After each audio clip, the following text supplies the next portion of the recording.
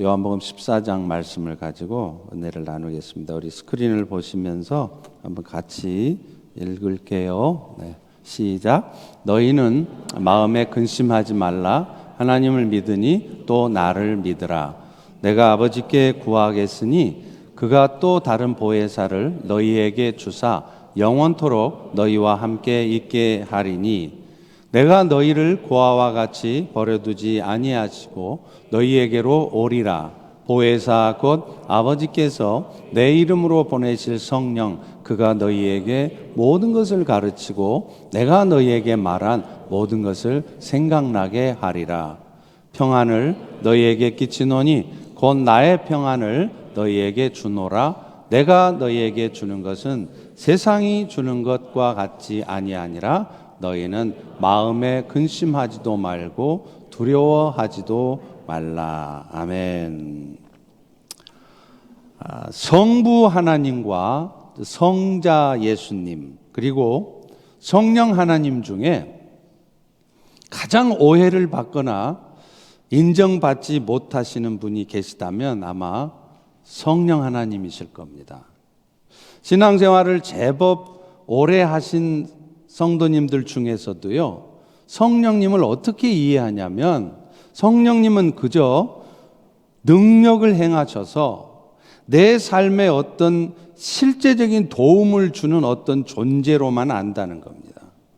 그분 자신이 영광과 권위에 있어서 동등하신 세 분 하나님 중에 한 분으로는 이해하지 못하는 것이죠. 여러분, 성령님은요, 성부 하나님 또 성자 예수님과 동등한 권위와 영광을 가지신 하나님이십니다. 그분은 항상 아버지의 뜻을 이루어 드리기를 힘쓰시고 또 성자 예수님을 드러내게 하시는 것, 그것이 그분이 하시는 일이에요. 그래서 때로 여러분의 삶에도 기적 같은 역사들이 성령 하나님의 역사하심으로 나타나잖아요. 근데 그런 역사를 나타내는 이유도 사실은 기적을 보면서 와, 하나님 대단하시네, 여러분 놀래키려고 하는 게 아니고 결국에는 그 일을 통해서 예수님이 구원주라는 사실을 알고 그래서 그 예수님으로 말미암아 영원한 생명의 은혜를 얻게 하시려는 거예요. 또 성령께서 여러분에게 깨달음을 주시는 것도요, 그냥 나는 성경을 많이 알아, 나는 성경에 대해서 아주 박식해, 그래서 여러분의 성경 지식을 자랑하고 여러분의 깨달은 것들을 자랑하라고 그러신 것이 아니라 결국에는 그 깨달음을 가지고 이 땅에 남은 인생을 아버지 하나님의 뜻을 함께 이루어 가도록 살아가게 하기 위함이라는 거예요. 그래서 오늘 본문인 요한복음도요, 14장부터 16장까지의 말씀은 예수님께서 이 인류 구원의 사명을 다 마치고 나서 승천하시면 이제 자신을 대신해서 성령님을 보내주실 것을 말씀하시는 거예요. 그래서 그 예수님 대신에 여러분들로 하여금 하나님의 뜻을 함께 이루어 가도록 여러분을 돕도록 성령을 보내주시겠다는 말씀을 하는 겁니다. 그러므로 오늘 본문을 통해서 우리에게 예수님 대신 하나님이 성령님을 보내주신다는 것이 어떤 의미가 있는지, 그래서 오늘 우리는 이 나그네 같은 인생을 살면서 때로는 힘들기도 하고 때로는 죽고 싶기도 하고 때로는 뜻대로 되지 않아서 속상하고 힘들지만 그런 가운데서 우리는 성령의 도우심 가운데 어떤 놀라운 축복된 삶을 살 수 있게 되는지를 깨닫게 되는 그런 은혜가 있기를 축원합니다. 축원합니다. 가장 먼저 예수님은요, 당신을 대신해서 성령님을 보혜사로 보내주시겠다고 약속을 하세요. 아시다시피 예수님은 지금 24장 앞에 13장에서는요 제자들의 발을 씻기십니다. 그러면서 이런 명령의 말씀을 주세요.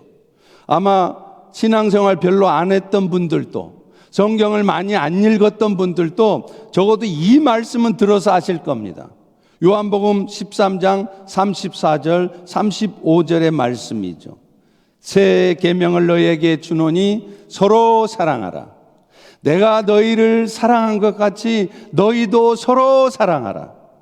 그렇게 너희가 서로 사랑하고 있을 때 비로소 세상의 사람들이 너희가 나 예수의 제자인 줄을 알게 될 것이다. 이렇게 말씀한다는 겁니다. 그렇다면 예수님이 말씀한 것처럼 내가 너희를 사랑한 것 같이 너희도 서로 사랑하라고 하는데, 그러면 예수님이 여러분을 사랑한 사랑은 어떤 사랑이었습니까? 이 사랑을 가장 정확하게 설명하는 말씀이 로마서 5장 8절의 말씀이에요. 거기 보면 이렇게 말하죠. 우리가 아직 죄인 되었을 때, 그러니까 여러분들이 하나님 앞에 이쁜 짓 하고 착한 삶을 살고 하나님 기뻐하는 삶을 살고 있을 때가 아니라 여전히 하나님을 멀리하고 하나님을 알지도 못하고 심지어 죄악된 삶을 살고 있을 때, 그때 그리스도께서 그런 여러분을 위해서 죽으심으로 생명을 희생함으로 하나님께서 여러분을 향한 당신의 사랑을 나타내셨다는 거예요. 사랑하는 성도 여러분, 주님이 우리 모두를 사랑해 준 사랑은요, 우리가 죄인 노릇하고 있을 때, 전혀 그 사랑을 받을 만한 자격 하나도 없을 때 먼저 찾아오셔서 여러분에게 손 내밀어 준 사랑이었습니다. 그러니 주님이 그런 우리를 사랑한 그 사랑을 가지고 오늘 우리도 서로 사랑해야 한다는 것입니다. 그렇다면 우리도 어떤 사랑을 해야 되겠습니까? 나에게 잘 대해주고 고마운 사람들, 내가 충분히 존경할 수 있고 나의 사랑을 받을 만큼 아주 성숙한 사람들, 그런 사람들을 사랑하라고 지금 말하고 있는 거 아니에요. 그런 사랑은 누구나 한다는 겁니다. 어떤 사랑을 하라는 겁니까? 여러분에게 선을 베푸는 게 아니라 오히려 여러분을 욕하고요, 여러분의 삶에는 전혀 하나도 도움이 안 될 것 같은 그런 사람을 사랑해 주는 것, 이것이 지금 예수님이 여러분에게 명령하고 있는 사랑이라는 겁니다. 더구나 그 사랑은요, 그냥 눈 가리고 아웅식으로 형제님 사랑해요, 축복해요, 오늘 뵙게 돼서 얼마나 감사한지 모르겠어요, 사랑해요, 그러고 끝이 아니라는 거예요. 예수님처럼 자신의 가장 소중한 것을 희생할 수 있는 사랑이어야 한다는 겁니다. 여러분, 예수님도 여러분을 위해서 희생하실 때 말로만 사랑했습니까? 사랑하는 성도 여러분, 제가 여러분을 사랑합니다 그러고 말았습니까? 아닙니다. 예수님은 그런 사랑을 받을 자격도 없고 아무런 공로도 없는 여러분을 위하여서 자신의 가장 소중한 생명을 희생하셨습니다. 그러므로 우리 역시도 사랑한다 하면서도 입술로만 형제님 사랑합니다, 저는 이 공동체 모든 형제들을 사랑해요, 그러고 끝나는 것이 아니라 자신의 가장 소중한 것들조차도 희생할 수 있는 사랑이어야 한다는 것입니다. 예수님처럼 생명까지 희생하는 것이야 쉽지 않겠지만 때로는요, 내가 물질을 손해보기도 하고요, 때로는요 내 자존심이 상하기도 하고, 때로는요 열심히 착하게 잘 섬겨주고 살펴줘도 오히려 억울한 말도 들으면서 사랑해주는 사랑, 그 사랑이 예수님이 여러분에게 명령하고 있는 사랑이라는 거예요. 그것뿐입니까? 예수님은 그런 사랑을 하라고 말씀하시면서 뭐라고 또 덧붙이시느냐 하면, 너희가 이런 사랑을 하고 있을 때 비로소 세상의 사람들이, 너희의 혈육들이, 너를 아는 사람들이 네가 예수님의 제자라는 것을 알게 될 거라는 것입니다. 자, 그러니 여러분, 이런 말을 들은 제자들은 얼마나 부담스러웠겠습니까?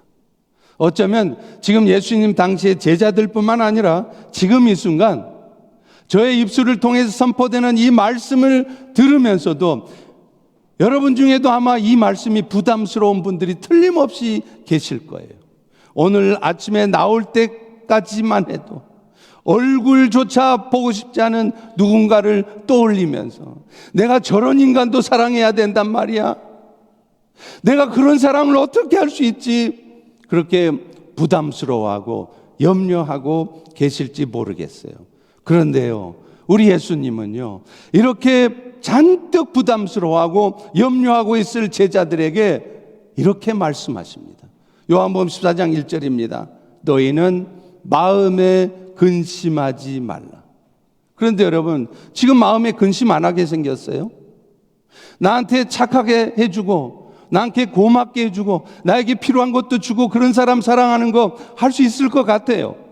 그런데 맨날 나한테 해끼치고 맨날 나한테 상처 주는 말하고 맨날 나를 공격하는 그런 사람을, 원수를 사랑해야 된다? 이런 사랑에 대한 명령을 듣고 근심 안 할 사람이 누가 있겠냔 말이에요. 그런데 그런 우리들에게 근심하지 말라, 부담스러워하지 말라라고 말씀하신 이유가 있습니다. 바로 요한복음 14장 16절의 말씀이에요. 우리 다 같이 한번 읽어보겠습니다. 시작. 내가 아버지께 구하겠으니 그가 또 다른 보혜사를 너희에게 주사 영원토록 너희와 함께 있게 하리니. 여러분, 여기서 말하는 이 보혜사라는 말이 좀 어려운 말이죠. 영어에는 counselor라고 되어 있는데 이게 헬라어로는요 파라클레토스라는 단어를 써요. 이 뜻이 뭐냐면 옆에서 돕는 자라는 뜻이에요. 여러분, 우리가 보통 선교 단체들을 뭐라 그러죠? 파라초치라고 그러죠. 그때 그 파라예요. 교회 옆에서 교회를 돕는 기관, 그게 선교단체 파라초치라는 겁니다. 그래서 성령님 보혜사가 파라클레토스라는 말은 옆에서 도와주는 분이라는 말씀이에요. 그렇다면 이 파라클레토스 보혜사는, 또 다른 보혜사는 누구겠습니까? 바로 있는 듯 없는 듯 여러분을 옆에서 도와주시는 분, 성령님을 의미하는 것이라는 것입니다. 그런데요, 재밌는 게 있어요. 오늘 본문에 보면 그 성령님을 그냥 보혜사, 카운슬러, 그러면 될 일을 왜 하필 복잡하고 어렵게 또 다른 보혜사, another counselor라고 쓰고 있겠습니까? 여러분, 이 헬라어에는요 다르다는 뜻, different라는 뜻을 가진 형용사가 두 개예요. 두 개. 하나는 헤테로스, 하나는 알로스입니다. 이 헤테로스라는 건 뭐냐면 본질이 아예 다르면서 다른 걸 말해요. 그런데 알로스는 본질은 똑같지만 또 다른 어떤 것을 말한다는 거예요. 이게 지금 무슨 말인지 잘 모르시겠죠? 쉽게 설명을 해드리면 같은 뿌리에서 여러 줄기가 나왔습니다. 그럴 때 그 가지들이 다르다 할 때는 알로스예요. 그런데 아예 뿌리가 달라요. 이 나무하고 저 나무가 아예 다른데 거기서 나온 가지들이 다르다. 이거는 헤테로스라는 겁니다. 자, 그런데 오늘 본문에서 성령님을 표현하면서 또 다른 another counselor라고 할 때 이 다른은 어떤 헬라어를 썼을까요? 퀴즈. 헤테로스가 아니라 알로스라는 거예요. 그러니까 본질은 똑같다는 거야. 본질은 같지만 또 다른 존재로서의 보혜사다, 이런 뜻입니다. 자, 그렇다면 성령님을 또 다른 another 보혜사라고 했다면 원래 보혜사가 있을 거 아니에요.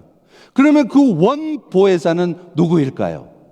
말할 것도 없이 예수 그리스도이십니다.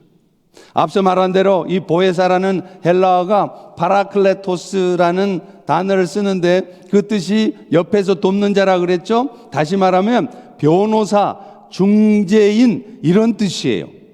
그러니까 예수님이 원보혜사라는 뜻은 뭐냐면 예수님이야말로 우리를 도와주시되 우리를 변호해 주시고 우리를 위하여 하나님 앞에 중재하시는 분이시다는 겁니다.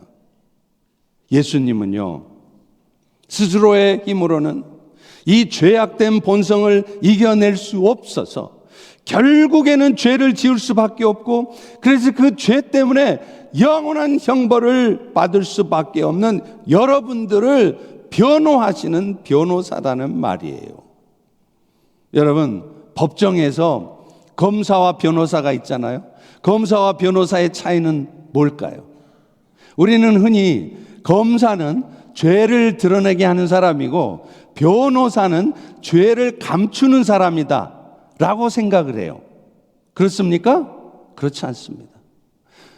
검사는 죄를 드러내게 해서 그 죄에 대해서 마땅히 벌을 받게 하는 사람이 검사지만, 변호사 역시도 죄를 숨기지 않아요. 그러면 큰일 나는 거예요. 죄를 드러내게 해요.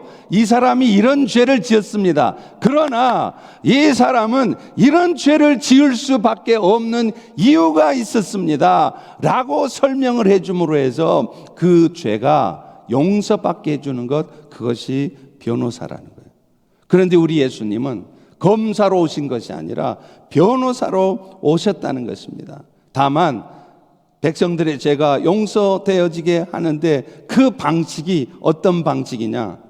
자기 자신이, 예수님 스스로가 여러분의 모든 죄에 대한 대가를 친히 치르심으로 말미암아 여러분의 죄가 용서받게 하셨다는 것입니다.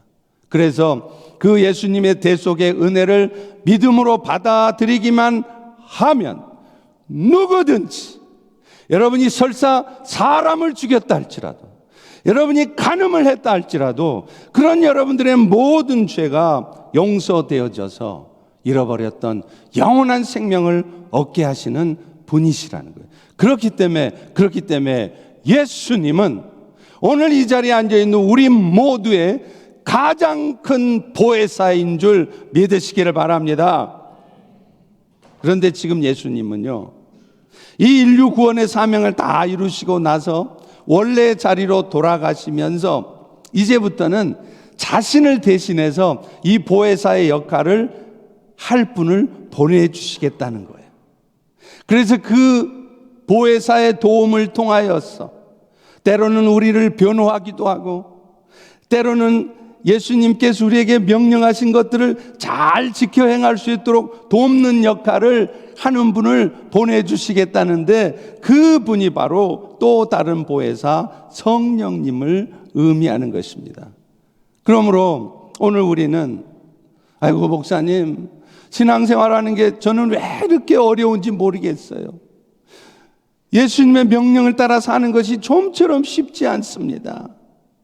그래서 교회만 나오면 마음이 편안해지고 신앙생활을 즐겁고 행복하게 할 것 같은데 왜 이렇게 교회 나오는 게 힘들죠? 오늘 또 목사님이 설교 중에 내 마음을 찌르고 나에게 부담스럽게 하는 그런 말씀을 들으면 내가 그걸 안 들을 수도 없고 귀를 막을 수도 없고 듣자니 마음에 찔려서 앉아있을 수가 없어서, 그래서 이 핑계 저 핑계 대면서 교회를 안 들어오고, 말씀을 들어도 딴 생각하고 일부러 회피하고 하나님의 말씀을 안 들으려 하는 거예요. 여러분, 이유가 뭔지 아세요? 복음을 몰라서 그래요. 우리 안에 성령을 보내주신 이유가 무엇인지, 그 성령께서 얼마나 놀라운 축복들을 여러분의 삶 가운데 주시는 분인지를 모르기 때문에 그렇다는 것입니다. 오늘 본문 16절에 보십시오. 내가 아버지께 구하겠으니 그가 또 다른 보혜사를 너희에게 주사 영원토록 너희에게 있게 함께 할 것이다. 또 18절에는 이렇게 말씀하잖아요. 내가 너희를 고아와 같이 버려두지 아니하고 너희에게 올 것이다. 그래서 그 예수님이 보내주신 성령님 때문에 마치 예수님이 바로 옆에 계시는 것처럼, 여러분이 어떤 연약한 삶을 살더라도 그런 여러분의 연약한 삶을 도와주시고요, 여러분이 마음속에 잔뜩 부담을 가져요. 저런 왼수 같은 남편, 저런 왼수 같은 인간을 내가 어떻게 사랑한단 말입니까? 내가 하나님의 말씀, 분명히 맞는 말씀인 줄 알지만 내가 그 말씀대로 순종하며 살아가려면 내가 얼마나 많은 손해를 봐야 되고 내가 얼마나 힘들어지는데 어떻게 그 말씀대로 살겠습니까? 그렇게 부담스러워하는 여러분들에게, 아니다, 사랑하는 딸아, 내가 너를 도와줄 거야. 내가 너로 하여금 그 일을 하게 해줄 거야. 그렇게 돕는 성령님을 보내주신다는 겁니다. 할렐루야, 할렐루야. 그러니 오늘 우리 모두에게 이런 성령이 보내져서 이 자리에 앉은 여러분 모두의 심령 속에 그 성령이 임해 계신다는 것이 얼마나 감사하고 축복된 일입니까? 할렐루야, 할렐루야.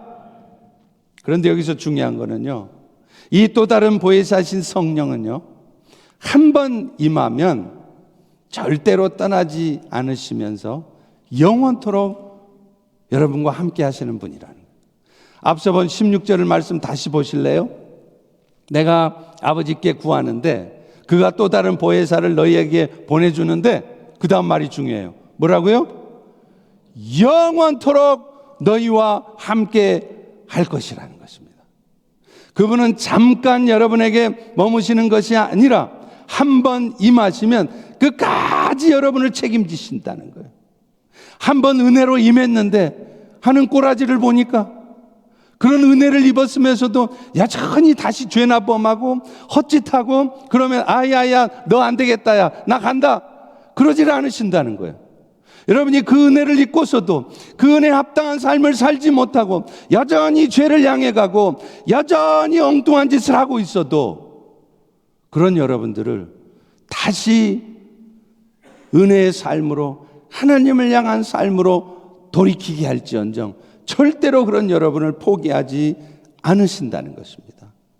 다만 구약시대, 사실 구약시대에도 성령님은 계셨잖아요. 그런데 그 구약시대 성령은요, 이스라엘 백성 가운데 임하셔 있어도 그들 가운데 계속 머물러 있지 않습니다.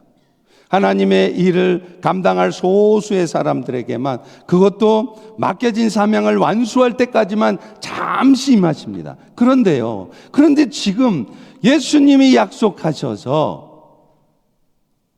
이 자리에 앉아 계신 여러분 모두의 심령 속에 이미 자리하고 계신 성령님은 절대로 여러분을 떠나지 않으신다는 거예요. 끝까지 여러분의 삶을 책임지시는 분이시라는 거예요. 사실 이렇게 끝까지 우리를 도우시겠다는 성령님의 도우심이 아니면요, 저를 포함해서 이 자리에 앉아있는 어느 누구도 구원 백성으로 살아갈 수 있는 사람이 없습니다. 왠 줄 아세요? 성령께서 여러분을 거듭나게 해주셔서 여러분도 신기하게 예수님의 십자가의 은혜가 믿어지게 되고, 그래서 여러분이 잃어버렸던 하나님의 생명을 가지고 살아가도 놀랍게도요, 여러분 안에는 그 잃어버렸던 하나님의 생명뿐만 아니라 이전에 가지고 있었던 그 죄악된 본성도 여전히 가지고 있다는 것입니다. 저도요, 예수를 믿을 때 워낙 드라마틱하게 믿었어요. 4, 5일 동안 사경을 헤매다가 할 수 없이 두 손 들고 예수님을 구원주로 영접했잖아요. 그렇게 예수를 믿다 보니까 저는 착각을 한 게 하나 있었어요. 뭐냐면 누구든지 예수만 믿으면 완전히 사람이 바뀌어지는 줄 알았어요. 예수만 들어가면 그 다음서부터는 거짓말도 하나도 안 하고 모든 삶이 오직 예수만을 위해서 살아가는 그런 인생 될 줄 알았거든요. 그런데 어느 날 제가 예수를 믿고 나서도 거짓말을 하더라고요. 제가 얼마나 놀랐는지 몰라요. 마찬가지입니다. 오늘 여러분 안에도 하나님의 생명만 있는 게 아니라 그 죄악된 본성이 여전히 살아있어요. 그래서 사도 바울과 같은 훌륭한 사도도 로마서 7장 19절 21절에 이렇게 고백하지 않습니까? 내가 원하는 바 선은 행치 않고 도리어 원하지 않는 악을 행한다. 만일 내가 지금 원하지 않는 그 악을 행하고 있으면 이것을 행하는 자는 내가 아니라 내 속에 거하는 죄라는 거예요. 이 죄라는 부분이 뭘로 되어 있냐면 sinful nature라고 되어 있어요. 내 안에 하나님의 생명만 있는 게 아니라 비교적 점잖게 보이는 여러분의 심령 안에는 여전히 sinful nature, 죄악된 본성이 있다는 거예요. 그래서 내가 한 가지 사실을 깨닫는데, 선을 행하기 원하는 내 안에 여전히 악이 함께 존재한다는 것입니다. 그런데 여러분, 지금 이 말씀은 보통의 크리스찬이 하는 말이 아니에요. 신약 성경의 3분의 1을 쓴 그 훌륭한 사도 바울이 한 말입니다. 그러니 바울도 이런 고백을 하는데, 우리가 무슨 수로, 여러분이 무슨 수로 여러분 스스로의 힘으로 죄를 이기고 거룩한 삶을 살아낸단 말입니까? 그런데요, 우리에게 정말 감사한 일은 성령님이 보내져 있다는 것입니다. 그리고 그 성령님은 결코 이런 우리의 연약함을, 부족함을 보시고 떠나시는 게 아니라, 여러분이 아무리 잘못된 삶을, 아무리 연약한 삶을 살고 있어도 결코 떠나지 않으시고 끝까지 여러분의 삶을 책임지신다는 거예요. 그래서 여러분들로 하여금 100% 완전한 삶은 아닐지라도 날마다 좀 더 거룩하게, 좀 더 성결하게 하나님 뜻에 합당한 삶을 살아갈 수 있도록 도우신다는 거예요. 실제로 갈라디아서 5장 16절에 보면 이렇게 말하고 있지 않습니까? 내가 말하는데 너희는 성령을 따라 행해봐라. 그러면 육체의 욕심을 이루지 않는다는 거예요. 그래서 여러분도 그 성령을 따라 살아가게 되면요, 여러분 스스로는 도저히 이겨낼 수 없는 죄의 유혹을 이겨내요. 절대 포기하고 싶지 않아요. 뻔히 그것이 하나님이 기뻐하지 않는 것임을 알아도 당장에 내 삶을 유익하게 하고 내 삶을 풍요롭게 할 것 같으니까 그걸 포기하지 않고 있다가, 그래도 성령의 도우심을 구하면 여러분도 모르게 그 욕심을 포기하게 된다는 거예요. 내려놓게 된다는 거예요. 그것뿐입니까? 평소에는 하나님의 말씀을 들으면서도 맞아, 그렇게 사는 게 맞지, 그런데 막상 그렇게 살려면 부담스러운 거예요. 내가 손해봐야 되고 내가 희생해야 되고, 그러니까 순종하지 못했던 그런 말씀을 순종하며 살아갈 수 있게 된다는 것입니다. 그것뿐입니까? 사랑받을 자격조차 없는 사람도 사랑할 수 있는 마음이 생기게 하신다는 거예요. 절대로 손해는 보고 싶어 하지 않는 사람, 신앙생활을 하고 교회를 수십 년을 다녀도 절대로 자기 희생 안 하고 절대로 손해 안 보려고 하는 사람들이 있잖아요. 그런 사람들도 희한하게요, 기꺼이 내가 가진 것들을 내어놓고 심지어는 내 생명을 들여서라도 주의 계명을 지켜 행할 수 있게 한 것, 그것이 바로 성령이라는 거예요. 그러니 너희는 이 예수님의 서로 사랑하라는 계명의 말씀을 들으면서, 아이고 내가 그것을 어떻게 지키며 살아요, 택도 없는 노릇이죠. 그렇게 근심부터 하고 포기부터 하고 뒤로 물러나 있지 말라는 겁니다. 기드온 사사, 우리가 사사기 강의할 때 들었지 않습니까? 이 기드온 사사가 어떤 사람이, 원래가 겁쟁이였습니다. 수확한 밀을 빼앗길까 봐서 다작마당에서 다작하지 않고 자기 집안에 숨어서 포도주 틀에서 다작한 사람 아니에요?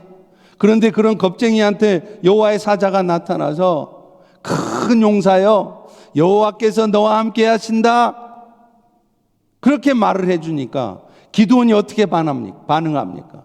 아, 그래요? 하나님 나와 함께 하신다고요? 아, 그럼 내가 힘을 좀 낼게요. 그게 아니에요. 하나님이 함께 하신다고요? 그러면 왜 내 인생에는 이런 일이 생깁니까?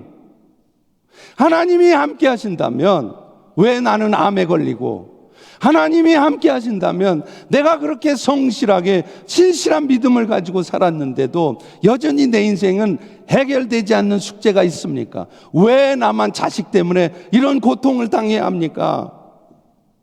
그런 항변을 하는 거예요. 그것뿐입니까? 하나님이 나와 함께 하신다고요? 그러면 우리 조상들이 하도 많이 말을 해서 내 귀에 못이 박힐 정도로 들었던 말씀, 이스라엘 백성들이 출애굽할 때 하나님이 세상에 홍해도 갈라놓으셨다면서요. 그런 엄청난 기적을 통해 이스라엘 백성들을 구하셨다면서요. 그런데 왜 그런 기적을 나한테는 안 나타내 주세요? 왜 기적 같은 역사가 나한테는 없습니까? 이런 항변을 했던 사람입니다.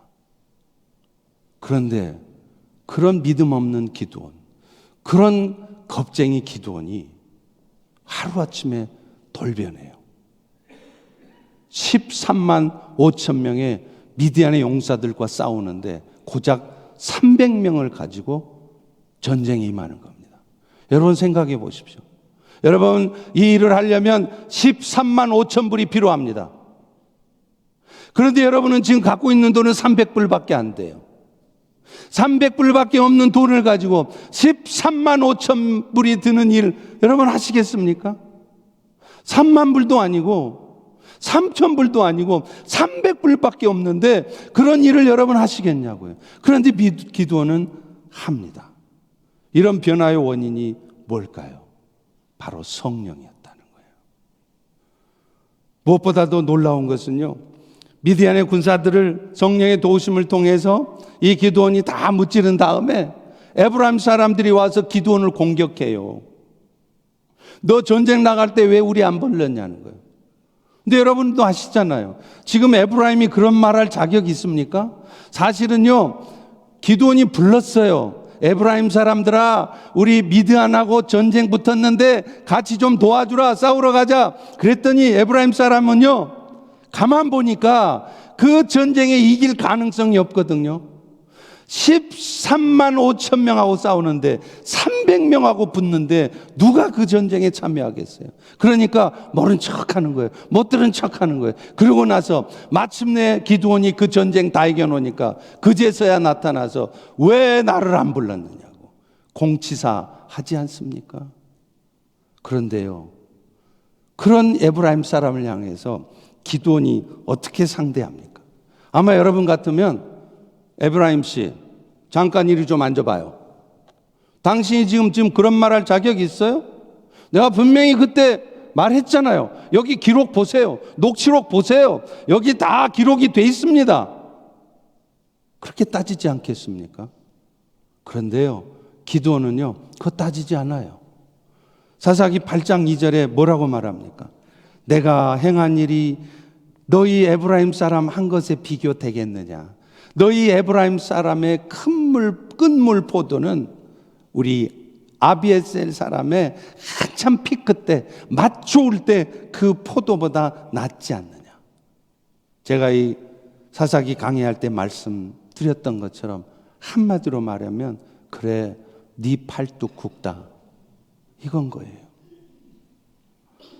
원래 전쟁에 참여하도록 독려했을 때는 싸움에 승산 없다고 스스로 판단하고 꿈쩍도 안 하던 사람들, 그랬던 사람들이 이제 전쟁 끝나고 나니까 감나라 배나라 하고 있는데 그런 에브라임 사람들을 기드온은 맞서 싸우지 않았다는 것입니다.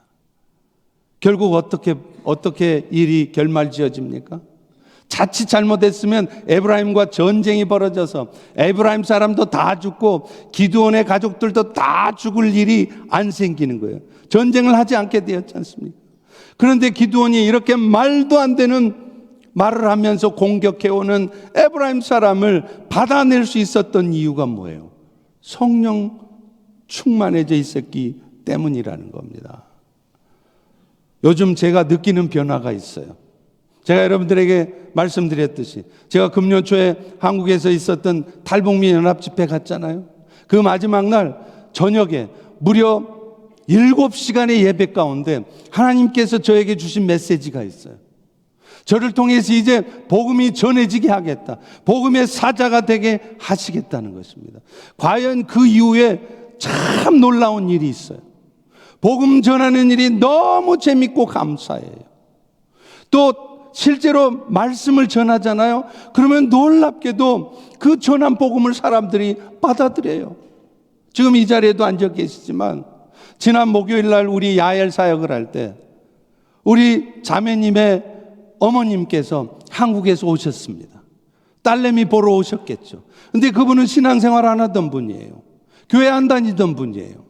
야엘 사역이 다 끝나고 나서 제가 제 방으로 모시고 가서 1시간 동안 제 삶에 간증을 했습니다. 제가 어떻게 해서 예수를 믿게 됐는지, 그 예수를 믿으면서 어떤 하나님의 역사가 있었는지 다 간증을 하면서 예수님의 십자가의 복음을 전했습니다. 그럴 때 그 어머님 제 손을 붙잡고 눈물을 흘리시면서 예수님을 영접하셨습니다. 할렐루야, 할렐루야. 그것뿐입니까? 묘하게요, 부흥회를 가도요, 강단에서 말씀을 전해도요, 성령의 불이 쏟아지는 거예요. 성도들이 그 말씀을 받을 때 그 가슴에 심령이 쪼개지고 부서지는 게 눈으로 보여집니다. 얼마나 놀라운 역사가 있는지 몰라요.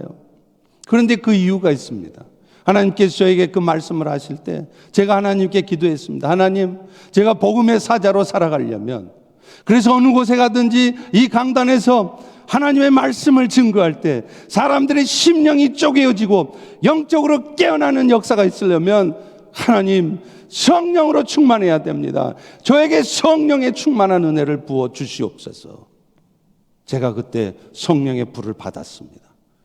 그리고 미국에 와서 오늘 이 강단에서 이 지역의 교회들을 향하여 그 성령의 불을 쏟아놓고 있는 것입니다.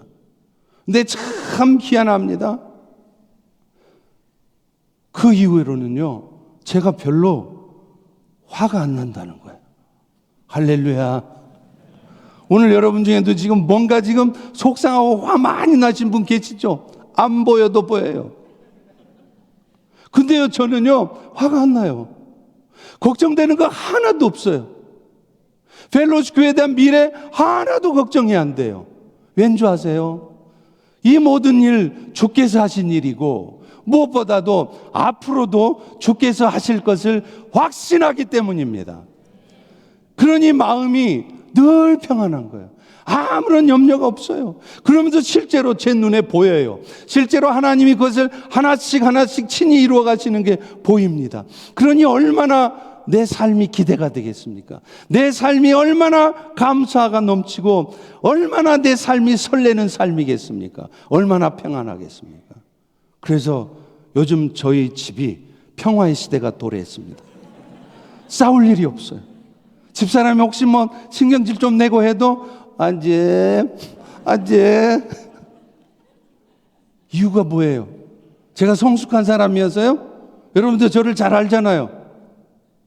그런데요, 성령이 충만해지니까 화낼 일도 없고요, 염려할 일도 없고요, 불평할 일도 없고요, 분노할 일도 없어요. 그리고 오히려 하나님이 뭐를 말씀하시든지 하고 싶어져요. 내가 힘들고 속상해도 몇 시간을 운전해서라도 가서 복음을 전해주고 싶어요. 이게 바로 성령 충만하기 때문에 그런 것입니다. 여러분 모두도 이 성령의 충만을 다중 마시고요, 바로 지금 이 시간 받으실 수 있기를 바랍니다. 아멘? 아멘? 그런데 안타깝게도요, 우리는 이렇게 항상 성령으로 충만해져서 죄를 이기고, 그래서 때로는 부담스러우신 말씀에 순종하며 살아가지 못한다는 거예요. 때로 그것이 하나님이 기뻐하시지 않는다는 걸 뻔히 알아요. 머릿속으로는 뻔해요. 그러면서도 불나방이 섣불지고 불로 뛰어드는 것처럼 뻔히 안 된다는 것을 알면서도 혹시 될 수 있을까? 혹시 이루어질 수 있을까? 뻔히 알면서 그 잘못된 삶을 계속 가고 있는 거예요. 그러면 여러분 안에 있는 성령님이 가만히 안 계십니다. 어떤 일을 하는 줄 아세요? 바로 여러분을 위해서 먼저는 탄식하는 가운데 아버지 하나님 앞에 중보하신다는 거예요. 로마서 8장 26, 27절에 보십시오. 이와 같이 성령도 우리의 연약함을 도우시나니 우리는 마땅히 기도할 바를 알지 못하나 오직 성령이 말할 수 없는 탄식으로 여러분을 위해서 간구하신다는 거예요. 여러분 중에 그런 얘기 하시는 분이 있죠. 목사님, 저는 저를 위해서 기도해 주는 사람이 없어요. 그래서 너무 힘들어요. 지금 무슨 말씀하시는 겁니까? 여러분 주변에는 기도해 준 사람 하나도 없을지라도 여러분 모두에게는 가장 강력한 중보 기도자가 있습니다. 할렐루야. 그게 누구예요? 성령님이시라는 거예요. 성령님이 오늘도 여러분을 위해서 기도하고 있다는 것입니다. 그런데요, 그렇게 해도 여러분이 계속해서 회개하지 않고 죄 가운데 계속 머물러 있잖아요. 영적으로 그 영적인 나태함을 깨어 일어나지 않고 순종의 삶을 살고 있잖아요. 그러면요, 성령님은 어느 순간 가만히 있지 않습니다. 징계의 칼을 드십니다. 히브리서 12장 6절, 10절, 11절이에요. 주께서 그 사랑하시는 자를 징계하시고 그가 받아들이시는 아들마다 채찍질하심이라. 오직 하나님은 여러분의 유익을 위해서 그의 거룩하심에 참여하게 하시느니라. 그러므로 무릇 징계가 받을 때는 즐거워 보이지 않고 슬프지만 후에 그로 말미암아 연단받은 자들은 의와 평강을 열매를 맺는다는 거예요. 물론 여러분의 삶에 찾아오는 고통스러운 삶 혹은 뜻하지 않는 결과들이 항상 여러분의 잘못된 삶을 깨닫게 하기 위해서 오는 것은 아닙니다. 하지만 분명한 것은 하나님께서는 그런 목적을 가지시고 여러분의 삶에 개입하셔서 생각지도 못한 일이 벌어져서 그것 때문에 내가 고통스럽고 내가 손해당하고 내가 자존심 상하는 일을 겪게 하신다는 얘기예요. 왜 그렇습니까? 그렇게 하시는 궁극적인 목적이 있다는 것입니다. 그런 일을 통해서라도 여러분이 죄를 깨닫게 하시려는 거예요. 맨날 나는 이만만 하면 신앙생활 잘하고 있는 거죠. 그러면서 영적 교만한 가운데 살지 않도록 여러분이 얼마나 영적으로 무감각해져 있는지 죄를 깨닫게 하시는 것입니다. 또 영적으로 나태했던 삶에서 결단하고 돌이키게 하시려는 거예요. 그래서 그런 과정을 통해 여러분이 더욱 의로운 자가 되어서 생명의 은혜에 합당한 삶을 살게 하시려는 것입니다. 그러니 여러분, 이런 성령님이 오늘도 여러분을 떠나지 않으시고 끝까지 여러분의 삶을 이끌어 주신다는 것이 얼마나 감사한 일입니까? 할렐루야, 할렐루야. 저는 때로 속상하고요. 또 힘들 때도요. 이거 하나만 생각하면 마음이 편안해져요. 그렇지. 성령님이 나와 함께 하시지. 그분이 지금 돕고 계시지. 그러면 그 순간 모든 두려움이, 모든 염려가, 모든 분노가 눈 녹듯 사라져요. 이 은혜가 여러분 모두에게 있기를 축원합니다.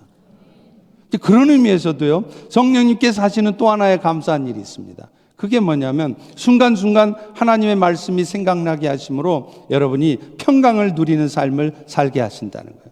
오늘 본문 26절 보실래요? 보혜사 아버지께서 내 이름으로 보내실 성령 그가 너희에게 모든 것을 가르치고 생각나게 하리라. 사실 예수님의 제자들조차요, 예수님이 부활하실 때까지 예수님의 말씀이 무슨 말인지를 못 알아들었어요. 그랬다가 나중에 예수님이 부활하신 다음에 성령이 오니까 그 성령을 통하여 예수님이 하신 말씀이 무슨 말씀이었는지를 깨닫는 것입니다. 그래서 그게 깊이 깨달아지니까 좀 손해도 보고 좀 고생하는 것 정도가 아니라 12제자 모두가 다 순교의 자리까지 나갈 수 있게 되었던 것입니다. 우리도 마찬가지입니다. 주께서 우리에게 말씀하셔도요, 우리는 종종 그 말씀이 무엇인지 잘 깨닫지 못해요. 주일날 선포되는 말씀을 들어도요, 혹은 담임 목사로서 개인적으로 여러분에게 어떤 권면의 말씀을 드려도요, 혹은 심지어 여러분 스스로 성경을 읽어도요, 그 말씀의 뜻을 헤아리지 못하는 거예요. 여러분 생각해 보십시오. 여러분이 사실 매 주일 듣는 말씀이 도대체 몇 번이십니까? 여러분이 평생 수십 년을 신앙생활하면서 이 주일날 선포되는 말씀을 들은 것만 도대체 몇백 번이시냐고요. 여러분이 그 말씀을 다 알아들으시고 여러분이 깨달음이 있었다면 오늘 여러분은 절대로 이렇게 살 수 없습니다. 안타깝게도 우리는 수도 없이 그 말씀을 들어도 수도 없이 한쪽 귀로 흘려버려요. 깨닫지 못하는 거예요.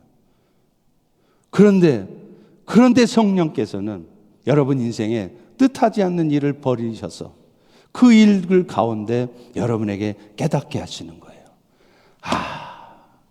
내가 이런 어둠에 사로잡혀 있었구나.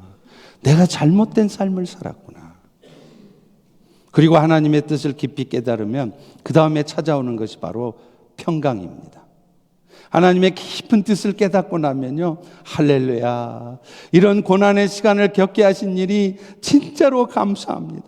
내가 이 일을 통해서 앞으로 하나님이 이루실 일들을 더 기대하겠습니다. 이런 고백을 그제서야 뱉어낼 수 있단 말이에요. 27절에 보실래요? 평안을 너희에게 끼치노니 곧 나의 평안을 너희에게 주노라. 내가 너희에게 주는 것은 세상이 주는 것과 같지 않니 너희는 마음에 근심하지도 말라. 세상의 평안요? 일 잘 될 때만 주어져요.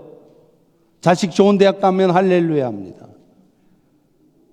몸 아팠다가 기가 막힌 역사로 몸 나으면 할렐루야예요. 비즈니스 막 얽히고 설키다가 갑자기 비즈니스 풀려지면 할렐루야예요. 그런데 뜻대로 안 돼 보세요. 금방 평안은 사라집니다. 그런데 예수님이 주는 평안은요, 여러분이 비즈니스가 잘 되든 안 되든, 여러분의 자식들이 잘 되든 안 되든, 여러분이 건강하든 건강이 회복되지 않든 상관없이 주어진다는 거예요. 왠 줄 아세요? 성령 하나님께서 여러분들에게 왜 그런 고통의 시간을 주시는지를 여러분이 깨달아 알게 되기 때문입니다. 그래서 하나님께서 이 일들을 통해서 하나님이 하실 일을 기대할 수 있기 때문에 오늘 나는 비록 힘들어도, 오늘 나는 쓰러져도, 오늘 나는 답답하고 아무것도 미래를 바라볼 수 없어도 내 마음은 평안한 것입니다. 할렐루야. 지난 주간 스텝 체프를 드리면서 그동안 수도 없이 봐왔고 읽었지만 그야말로 처음 읽어본 말씀처럼 새롭게 깨달아지는 말씀이 있었어요. 우리 스텝들은 알 거예요. 저도 깜짝 놀랐어요. 그 말씀은 아마 수십 번, 수백 번 봤을 겁니다. 그런데 여기에 이 말씀이 있었어? 비로소 성령께서 깨닫게 하시는 거예요. 무슨 말씀이냐면 베드로전서 2장 20절 21절이에요. 죄가 있어 매를 맞고 참으면 무슨 칭찬이 있으리요. 그러나 선을 행함으로 고난을 받고 참으면 하나님 앞에 아름다우니라. 그 다음 말씀이에요. 그 다음에 뭐라고 말합니까? 이를 위하여 너희가 부르심을 받았나니 그리스도도 그런 너희를 위해서 고난을 받으심으로 너희에게 본을 끼쳐준 것이다. 이 말이 무슨 말이에요? 여러분이 선을 행하고 착하게 살고 믿음으로 살아도 여러분의 삶에는 축복된 일이 오는 게 아니라 더 고통스럽고 더 안 되는 일이 온단 말이에요. 그러면 우리는 이게 웬일이냐? 나는 참 재수없는 인생이구나. 그게 아니라는 거예요. 그게 여러분을 부르신 목적이라는 거예요. 바꿔 말하면 여러분이 선을 행하고 주님을 따라 살아도 여러분에게 애매한 고난, 억울한 고난 당하는 것이 당연한 일이라는 것입니다. 그것을 위해서 여러분을 부르셨다는 거예요. 이 얼마나 놀라운 말씀입니까? 그런데 그런 고난 앞에서도 여러분이 무너져 있고 주저앉아 있지 않도록 하나님이 하신 일이 예수님을 통해 그 고난을 미리 감당케 하셨다는 거예요. 그래서 여러분으로 하여금 그 예수님을 묵상하면서 그 예수님을 쫓아 살면서 그 고난을 넉넉히 이겨내게 하기로 하셨다는 겁니다. 그러므로 오늘 또 속상하십니까? 힘들어 죽겠습니까? 그럴 때 여러분이 다시 봐야 될 것은 여러분의 마음을 어둡게 하는 인생의 문제가 아닙니다. 여러분의 마음을 두렵게 하는 그 상황이 아니라 예수님을 바라보세요. 여러분으로 하여금 그 고난 가운데서도 여러분으로 하여금 그 자취를 따라오게 하시려고 먼저 앞서가신 그 예수님을 보시란 말이에요. 그럴 때 여러분은 그 고난을 이겨낼 수 있는 것입니다. 죽음의 길을 간다 할지라도, 죽을 병에 걸려서 내가 터미널 캔서로 죽어간다 할지라도 그 예수님의 본을 쫓아 살아갈 수 있다는 겁니다. 이길 수 있다는 것입니다. 마음의 평안을 누릴 수 있다는 것입니다. 그런데 예수님께서 그 고난을 당하시면서 하신 일이 있어요. 그게 뭐냐면 베드로전서 2장 23절 24절에 나오는데요. 그는 욕을 당해도 맞대어 욕하지 않고요. 고난을 당하셨어도 우리처럼 위협하지 않고요. 네가 나한테 그럴 수 있어? 너 맛 좀 볼래? 그게 아니라 오직 공의로 심판하시는 하나님께 부탁하시며 자신은 친히 나무에 달려 죽으셨다는 거예요. 무슨 말입니까? 내가 해결하려 하는 것이 아니라 공의의 하나님께 맡기시라는 거예요. 그럴 때 하나님이 정말로 역사하셔서 여러분의 원수도 갚아주시고 여러분의 그 억울한 심정도 해결해 주시고, 그래서 그런 각오로 살아가는 여러분을 통하여 하나님이 영광 받으실 수 있다는 것입니다. 할렐루야.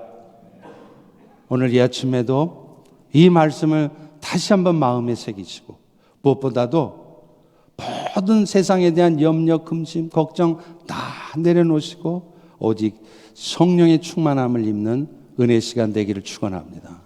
축원합니다. 우리 이 시간 다 일어나서 한번 찬양하실 텐데요.